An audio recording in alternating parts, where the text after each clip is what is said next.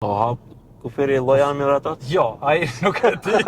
Shpresojmë se do hapet. Nuk e di. Nëse krahasoj me Kosovën, unë për shumë më shumë shkoj në Gjilan, shikoj shfaqje, dhe kanë evente kulturore që më shumë bëjnë në Gjilan dhe e kam shumë më lirë, se nuk i paguaj pikat pagesore që shkatrojnë nga Kumanova deri në Tetov me një autostradë shkatruese, që nuk e din në cilën grop futesh, edhe pagun autostradën me pa logjik në çdo pikë pagesë. Unë Gjilan e kam free, kufiri është i hapur, edhe çdo sen është më i lirë dhe ka më shumë kulturë dhe rini. O, kufiri lloja miratat? Jo, ai nuk e di. Shpresojmë se do hapet. Nuk e di.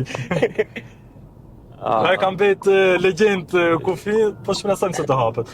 Por e rëndësishme kjo hapja e kufirit në Gjilan ka qenë një mendoj se një ngjarje shumë e rëndësishme e komunës tonë, për shkak se na ka ofruar shumë, jemi shumë afër dhe është edhe njerëzit shumë e frekuentojnë. Por edhe fshati, për shembull fshati Sullçan është gjallëruar shumë më shumë për shkak kufirit.